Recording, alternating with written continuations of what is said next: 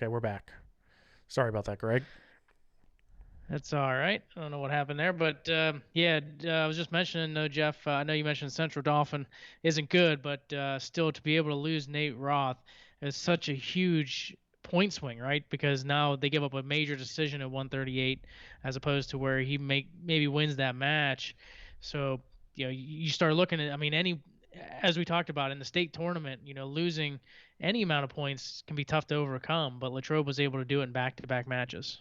Yeah, they were, and despite that, they went into that match with Bethlehem Catholic. And I talked to Jeff Karam right after that match, and he was like, "They're a tough team. Latrobe's a really really good team."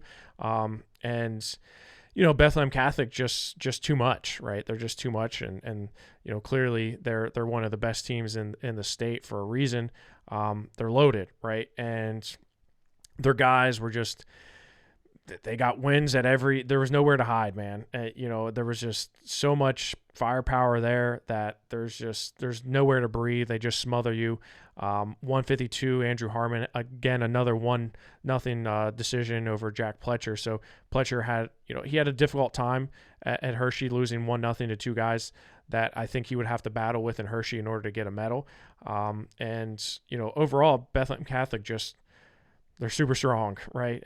And we saw that, right? So they rightfully so, went on and won a state title. But Greater Latrobe they were in that fight. They were there. They battled, but just not enough to overcome that. Yeah, I mean, if you look at it for the WPIAL, they end up losing all three teams to Bethlehem Catholic, 51-12 for Can Mcmillan's loss. Connellsville's was 50-8, and Bethlehem Catholic beats Latrobe 46-12. But they're just so loaded and so deep that it's hard to overcome. Bethlehem Catholic and their strength. Connellsville obviously had a big win, 67-6 over LaSalle to get to that quarterfinal match. Talk about those three teams here in a minute in the consolation side, but first Waynesburg, a couple of big wins over Dallastown, 45-21, and Mifflin County, 31-24, before dropping a 38-17 loss to Nazareth.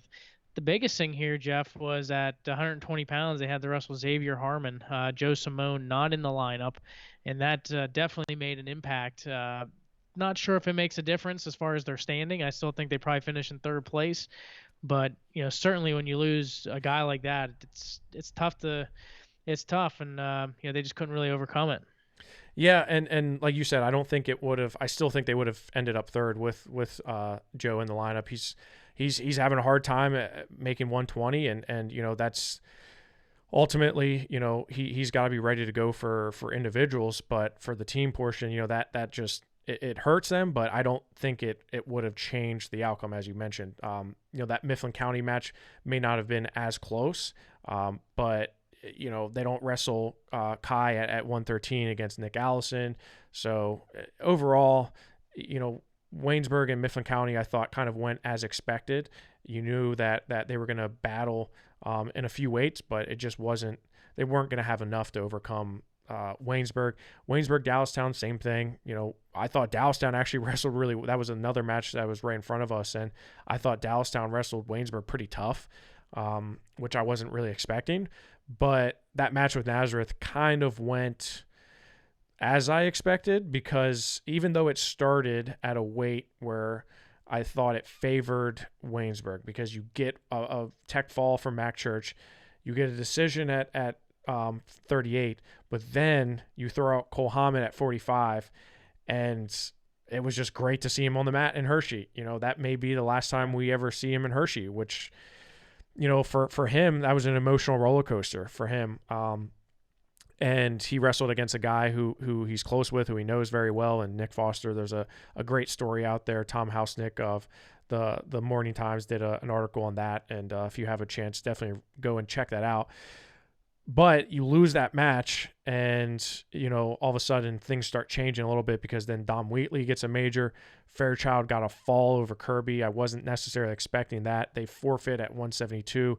Rocco gets a decision at 189. Rocco's going up to 189, and Chase Levy's a 215 pounder who he and Sonny Sasso kind of split time at 189. So I wasn't surprised to see him only get a decision, because that's That's a good amount of weight you're giving up, right? One of the better matches was Sean Kinney and Noah Tustin at heavyweight.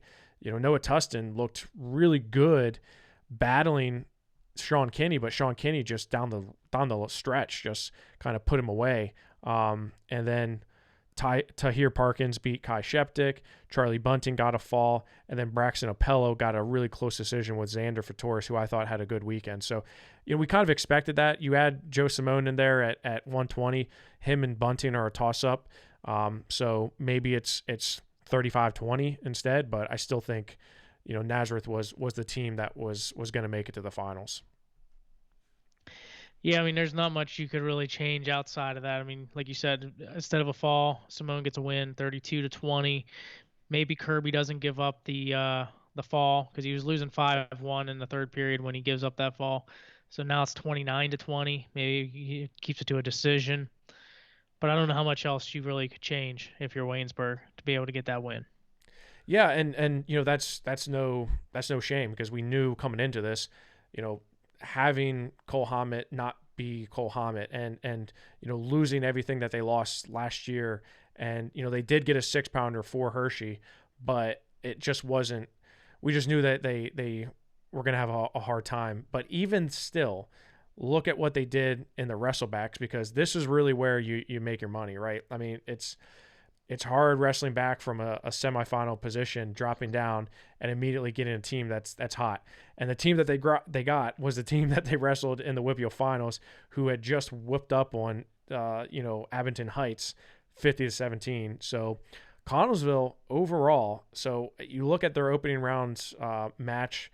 I thought they wrestled. Well, actually, after LaSalle, I didn't even really consider that. The LaSalle match wasn't even a match, right? But that match with Bethlehem Catholic, I did not think that they wrestled particularly well. I thought it would be a lot closer with Bethlehem Catholic. Some of their guys just, Gabe Rosario, he gave up a fall in under a minute to Dante Frenzy. Layton gave up a major to McIntyre.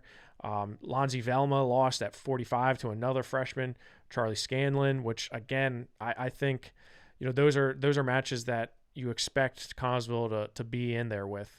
And Kessler gets a major on their backup, Trey Miletics. No shame in that because Miletics is a state qualifier from last year.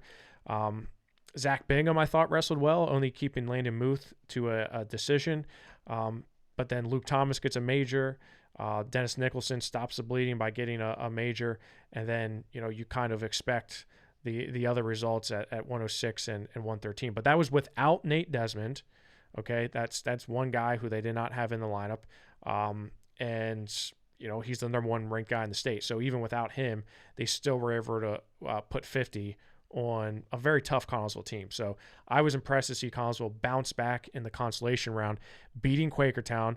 That was a nice match there because Quakertown was looking good, and then beating up Abington Heights, who I thought had a good tournament, and then to keep it very, very close with Waynesburg. There's no shame in what Connellsville, the way they wrestled in Hershey, despite that 50 point loss to Bethlehem Catholic. Yeah, I mean, Connellsville definitely, able to cut the score, right? I mean, Evan Petrovich, a 6-5 win over Kai Sheptick. Mac Church only gets the 6-5 win. I mean, I know it was also a decision over Chad Ozias last time, but Ozias keeps it closer. Lonzie Vilma gets an overtime win over Colton Stone King in that match. So just some really big results for Connellsville. And we talked about it, though. For Connellsville to come away with a medal, they just had a tough spot in the bracket. They'd have to either beat Bethlehem Catholic or they were going to have to beat the loser of Waynesburg and Nazareth. That was the only way that they were going to get a medal. And all year long, I think it's been talked about that these are the top three teams: Bethlehem Catholic, Nazareth, and Waynesburg. So, it's definitely a tough spot for Connellsville. I mean, they could make the argument that, hey, we're the fourth best team. But, at the end of the day, they challenged Waynesburg and gave them everything they had. Yeah, and you're absolutely right in terms of they could make the argument that they're fourth best team. I would love to see them and Williamsport go at it. And it was just the fact that how the bracket laid out that you're right. They were going to have to beat one of the top three teams in the state in order to get there. And like you said, that Waynesburg match, they flipped the script on a few of those. They, obviously Church getting that 6-5 win. It was a decision last time, but it just felt closer. Lonzie Vielma getting that tiebreaker win again over Stone King, which was huge. But then Brody Evans got a decision over George Schultz 2-1. I thought that was a toss-up match. Dennis Nicholson only gives up a decision to Makel. And then Petrovic switching the script on Sheptic and Leighton getting a major decision. He was 1 point away from getting a tech. So now it's 27-26, right? So just a few other things could have went their way. They win one of those toss-up matches. That's completely within their reach and their grasp. And that's, of course, without Joe Simone, because Leighton gets a major on Xavier Harmon. But if there was a time to do it, it was then, right? Because they smelled blood in the water. But Waynesburg showed a lot of resiliency coming back, knowing they're without Joe Simone, coming back and getting not only a win there, but then a win against a very tough team, 31-30. So again, Williamsport had to go through the gauntlet too a little bit. They had to wrestle Nazareth, then they come back, they beat Council Rock South, beat Mifflin County, then they beat Latrobe, and then they fall to Waynesburg. I mean, Williamsport was tested, no doubt. So I would like to see them and Collinsville go at it for sure. Yeah, and Waynesburg gets the 1 point win, but keep in mind, not only obviously no Simone, but Xavier Harmon did get a win in that match, but no Mac Church. He was Right. dealing, I know, with some injuries as well, but he has that win over Braden Bauer already this season. That's a 9 point swing, which is huge. Yeah, no doubt that things would have been different had Mac Church been in the lineup. No, I'm not discounting that. All I'm saying is Williamsport, they battled, right?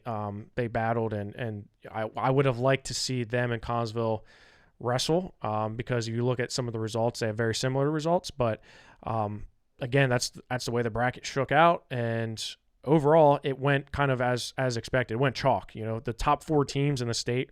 When we had the rankings coming into the state dual team tournament, it was 1, 2, 3, 4. They finished 1, 2, 3, 4. So the top 10 in AAA did not change from last week to this week in the state rankings because it all kind of went as expected. Things could have went differently though. That's the thing that we love about team wrestling is a lot of things could have went differently. They just didn't happen to do that in AAA. AA, I would say a lot of things kind of went a little haywire. So that made it a little bit more interesting, but still at the end of the day, a lot of good wrestling in Hershey. We got to see a lot of good individual matchups.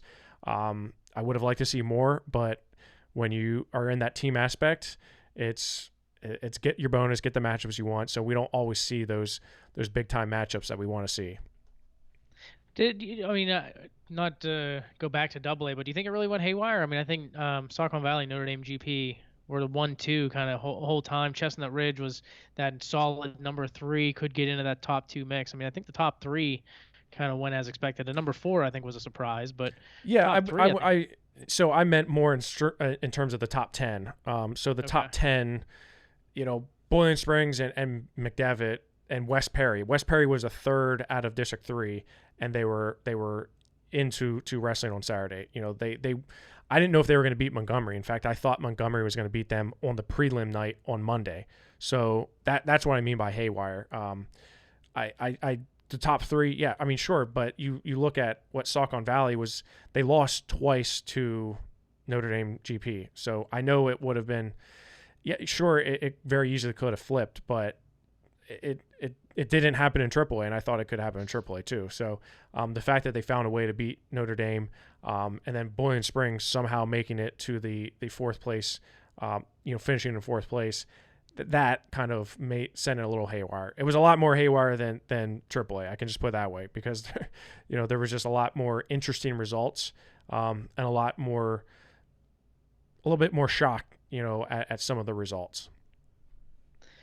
Williamsport ended up beating Latrobe 36-30, by the way, to get to that 3rd and 4th place match. And obviously with Nate Roth in the lineup, maybe you're looking at a 33-33 score, or even more if Roth picks up a bonus in that 138-pound matchup. So just the slight variation variation there. Mcmillan, we haven't had a chance to talk about them much, Jeff, but they had obviously a tough loss to Bethlehem Catholic. They defeat LaSalle, and then they ended up dropping a 45-23 match to Mifflin County. Yeah, so that was, I actually had in my predictions, I had Cannon Mac beating Mifflin County, and then Williamsport and Cannon Mac wrestling in what I thought would be a good match. But, Cannon Mac, they beat the crap out of Cumberland Valley. And me being a Central Dolphin guy, I always love to see Cumberland Valley get the snot beat out of them. But man, Cannon Mac drove 3.5 hours on Monday or more, probably 4 hours, out to Mechanicsburg, PA, beat the crap out of Cumberland Valley, drove back, and then drove right back on Thursday in order to wrestle Bethlehem Catholic, the number one team in the state. So props to them. They beat them 44-14, Cumberland Valley.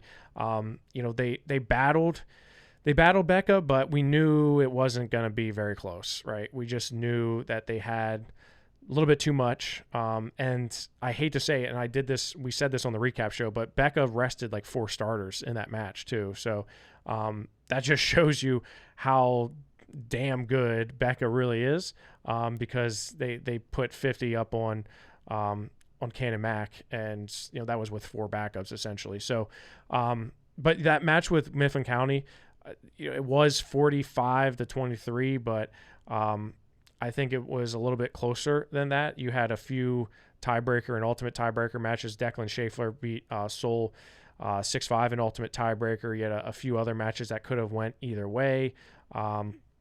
Again, Cannon Mac's without Stafford, who I think would make a difference up in the 189-172 range. So overall, I don't think Cannon Mac should be upset with how they wrestled. They are certainly content, I'm sure, with the way they competed, and I'm sure they would have liked to have that Mifflin County match back, but I don't think they're too upset by their performance. Well, Jeff, you brought up an interesting point as we kind of wrap up the team side, and that's with Bethlehem Catholic resting some of their starters. A conversation that always comes up during the team portion, and I know you're planning to have a roundtable discussion a little later on, so don't want to take too much away from it, but a lot of people feel, and it's warranted, right, that Bethlehem Catholic, Notre Dame Green Pond does its recruiting and being able to, I shouldn't say recruit, but a lot of people feel that way.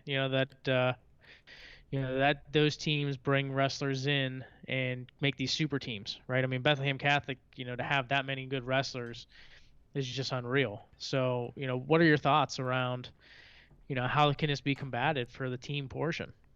Yeah, I mean, it's a complex issue, and I took a little.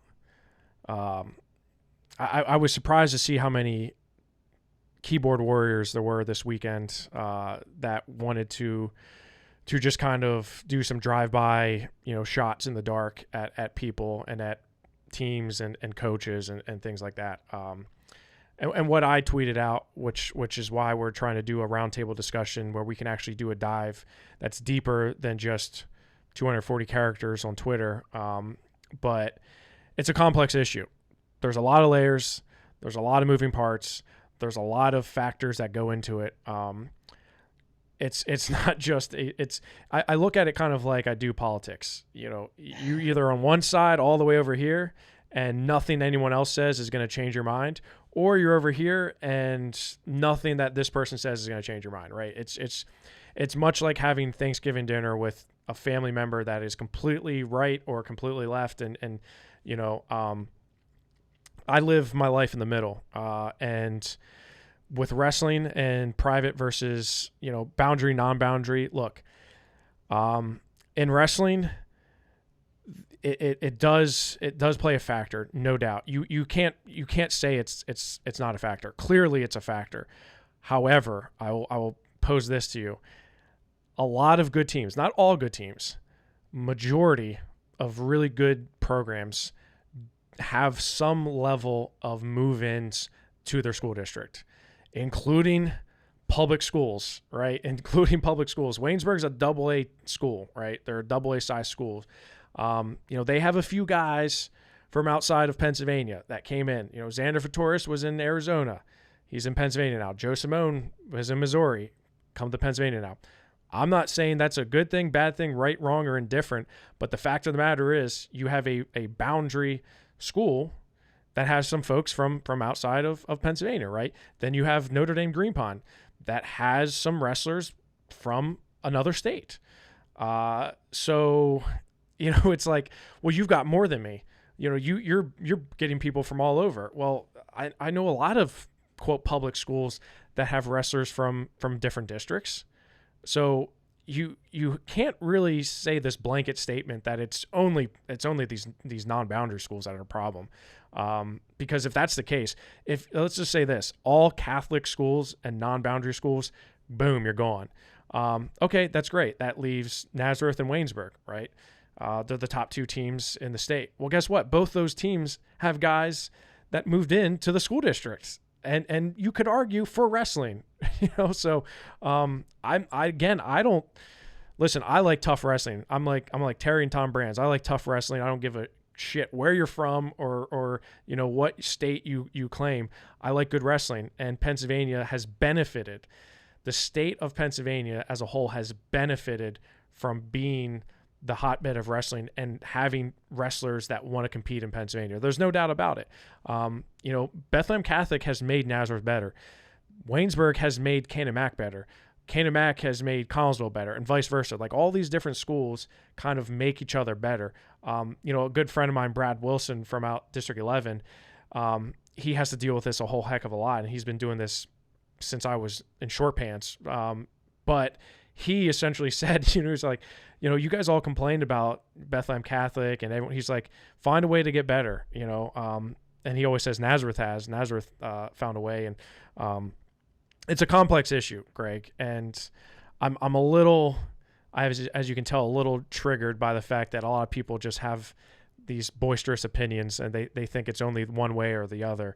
And the fact of the matter is there's a lot of gray, there's a lot of factors, and I love it because I've heard teams, I've heard coaches that I know have gotten other kids from other school districts on Facebook, on Twitter, saying, yeah, this is great. I'm so glad Notre Dame lost. I'm like, that you're hypocrite, you're throwing stones in glass houses all day, every day. So I would say it is what it is. It ain't never going away. We're always going to have these discussions. And if you're operating under a set of rules, and again, I love it when people say, well, I will say this, and during our roundtable discussion that we're going to be having, hopefully later this week, if not next week, with some folks across the state to really dive deep into this. But you take away the private and schools and the public schools, the Catholic schools, and you say, okay, you're in one class. Jersey has got a lot of things right. I think the Jersey model is one that we should probably look into, if not adopt. But again, that can be a whole nother segment, and I don't want to take a lot of time to go through that. But just know that if you think you're going to solve the problem on Twitter in 240 characters, you are part of the problem, in my opinion. Well, the other question I saw a lot come up on social media this past week was the punishment laid down to Bishop McCourt, right? It was upheld at the federal level, but they get this severe punishment, whereas Bethlehem Catholic, Notre Dame Green Pond, who, those folks you mentioned, feel that this is the same way, right? That they do the exact same thing, yet Bishop McCourt's getting everything thrown at them. So how would you differentiate those?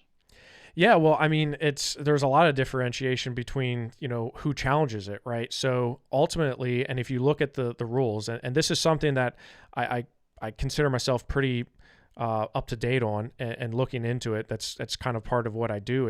And you look at how you challenge that, right? It's up to that school district that's losing that wrestler to challenge it. Forest Hills challenged something. They said, we're calling BS on this. We're challenging this, and it opened the floodgates, right? If there's certain school districts that are content with the fact that they have a wrestler that went to another school and no one challenges it, I can't. If I'm in Western Pennsylvania and I'm pissed off about what's going on in the East, and I'm an AD, there's nothing I'm going to be able to do unless I have a wrestler that actually left my school district to go to theirs. So It's a matter of the way in which it happens. The PIAA, I thought, took affirmative steps to at least try to quell it, because they said, okay, anything after the 9th grade year, now we're going to start looking into it. But yet it's so ambiguous, because you can have, I know at least 10 wrestlers in the state of Pennsylvania currently this year that transferred from one school to another after the 9th grade year that are eligible to compete. So again, if you're saying school choice, free country this, free country that, you may end up winning this. In Bishop McCourt's case, there were specifics in that case that led them to be where they are at. That's all I can say about that. It's every case is different, every situation is different. People tend to look at the magnitude of the impact of it, and I always say Zane Rutherford, the only reason he was ruled ineligible, I think, is because a certain parent of his could not keep their mouth shut on social media. If you would just, I think personally, you look at some of the people out there, if it's done a little bit more low key, you may be better off. Right, wrong, or indifferent, I just think that's the fact of the matter. So again, this is such a complex issue with different layers, and it's not fair. I can tell you that. It's not fair, but life isn't fair, and equity is not always equitable, and equity isn't always what we want for life in general. We don't always want to have a fair, even playing field. Like, sometimes it's good for wrestlers and for individuals as a whole to lose.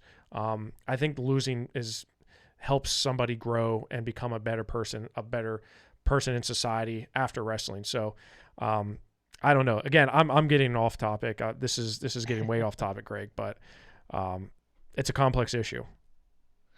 Yeah, no doubt. And I think you said it right with Bishop McCourt, and the social media aspect, I think, was what ends up hurting them. But on to individuals, Jeff. We got postseason action coming up this weekend for AA. AAA has the weekend off. But for AA, things get underway on Friday at 5 o'clock from Mcmillan High School. And no section tournament this year. The first time there will not be the sections. And instead, it'll just be a one WPIAL tournament, something I think you and I have been in favor of for the last few years now. But the wrestling starts at 5 o'clock, pigtail round of 16, as well as 2 rounds of consies and the quarterfinals. And then on Saturday, wrestling starts at 10 a.m. with the second round of consolation semifinals set for 11:30. And then the championship finals and consolation finals will be at 4 o'clock. This year, instead of the top 7, it's now the top 8 that move on to the Southwest Regional, which will be at Peters Township High School this year. And that will be at the AHN Arena. And that will be 2 weeks from this past weekend. So AA is this weekend, then AAA will have their sections next week, where AA will be off, and then AA and AAA will be at it the week before Hershey. So one big WPIAL tournament, Jeff. Are you looking forward to it this weekend? Well, I was going to ask you, how disappointed and upset are you that there's no sections this year, that we're not doing sections on Friday? And then, I know you've got to be bummed, right? We've been talking about it for years, how it's time to eliminate the section tournament. I think this was the right time. And, to me, I go back to when I wrestled, which is so many years ago now. But the section tournament meant something. You only had the top 3 wrestlers get out of the section tournament to go into a 9 wrestler field into the WPIAL tournament. It made it very interesting. You definitely had to be very, it was a challenging tournament, in the sections, but now with, 5 guys going on and, now 6 guys, it got to be too much. It was like almost everybody was advancing, especially with some brackets where only 3 or 4 kids wrestled. But you look at some of these brackets, I think we talked pre-shows, are 37 teams in AA? 37 teams in AA, yeah. 37, how many kids are going to be in each weight class? At most, what are we looking at? Maybe 22 at most, maybe? Yeah, based on numbers this year, I would say probably the average bracket size will be probably like 21, 22-ish. You may have some below that. You may have some a little bit above that. But, we know that all 37 teams are not going to have a guy at every weight. So I agree. I mean, you and I have been pretty vocal about this, that I think it was the right time to do. I actually am excited now for the District 7 championships, because I think it now, like you said, with the sections, like now it means something. Not that it didn't mean anything before, because now you're sending 8 guys off onto regionals, but I like the fact that you're not going to have a guy wrestle like the same 2 or 3 guys in 2 days, essentially. Like, how many times did we see it where a guy wrestled him in the section finals, the district finals the next day, and then at the regional tournament, the following week? So I think the wrestlers are gonna like it better. I think coaches may like it better. I think the folks that aren't gonna like it better are the smaller schools that want to have their wrestlers stay hungry and stay active in wrestling. But again, I don't know if having a small section tournament for just for the sake of having it is actually helping. I like the idea that we're just having a WPIAL championship, and let's call it a day, and 8 of them go on to the regional tournament. That's a lot, right? So I think it's okay. I think it's going to be fine. I think as long as they seed it correctly, which the track history of the WPIAL steering committee, wrestling committee, has been that they seed it normally always spot on. So I don't expect there to be any I can't believe this guy didn't make it because of a terrible draw. Now, there are some guys that may come in. Like, I've heard Damon Michaels is coming back. He's had 0 matches, this year.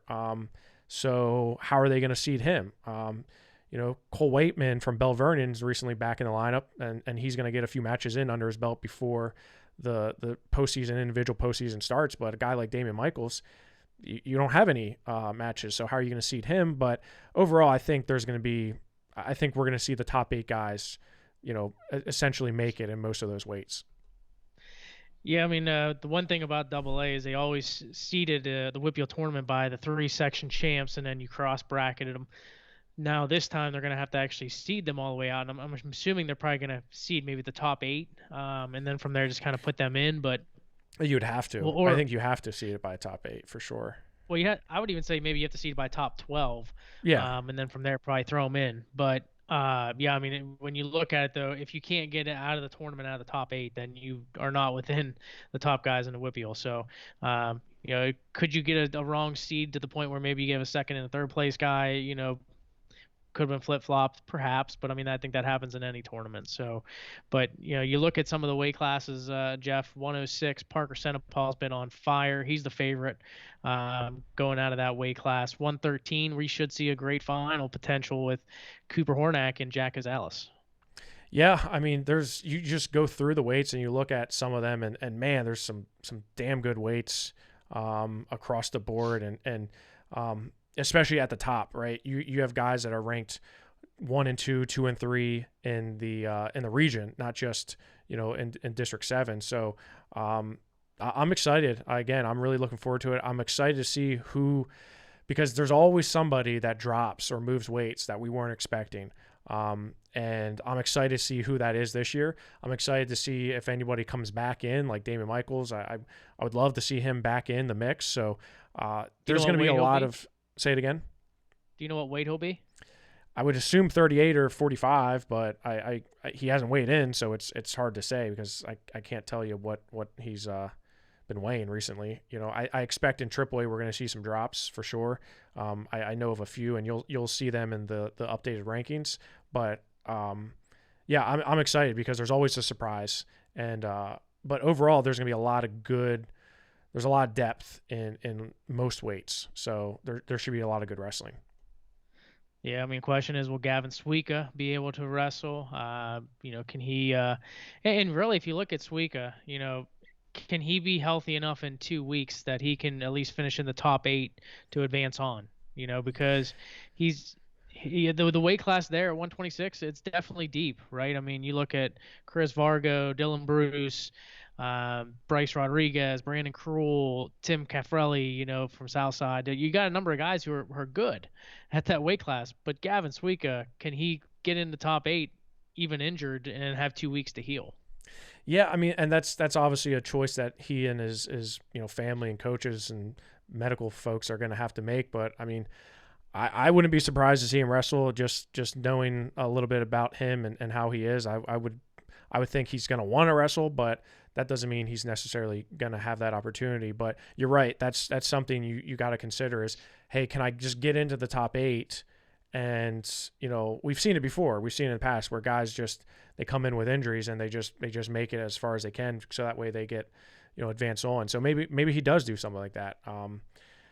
But again, like you said, it's not like an easy wait. It's certainly not going to be one where he's just going to be able to make it to the finals and then injury default out, especially, you know, with a foot injury as extensive as that is. So, yeah, I don't know, but just again, looking forward to some good wrestling. There's going to be a lot of good weights and we're excited for it. Yeah, you might see another rematch of Joey Senapal and Kyle McCullum. Both guys have won matches against each other this year. And then you got some guys who are just at the top of the state level, Jeff, that we're going to get to see. Grant McKay, Rune Lawrence, Patrick Cutchember, Dayton Pitzer, all guys who are going to be looking to finish at the top of the podium, and Hershey be wrestling here in the WPIAL Championships this upcoming weekend. Yep, looking forward to doing it. Well, Jeff, as always, it's a pleasure. Can't believe that we're getting set for the individual portion of the WPIAL Championships, but we got AA for you this coming weekend. Make sure you stay with us here on PA Power Wrestling on Rockfin to make sure you stay with all the updated podcasts and rankings and everything we have going on. We'll have the obviously the wrestlers and what weight classes they'll be as soon as they are released for you to check out. But make sure you stay with us, and next week we'll be recapping AA, and we'll be getting set for AAA sections. And before you know it, Jeff, we'll be in Hershey for individuals. Can't wait. It's coming up fast, man. It's here. It's actually not. It's not already coming. It's here. It's hit us. So buckle up, wrestling fans, as Chris Smith likes to say. Oh man, you got to give him his props here. I mean, if not, he's going to sue me, I'm sure. I don't want to. I want to go 2 years without seeing a cease and desist order from anybody else in wrestling. So let's keep it that way. And with that being said, for Jeff Upson, I'm Greg Warnock. Thanks for watching and listening to WarUp on the WPIAL.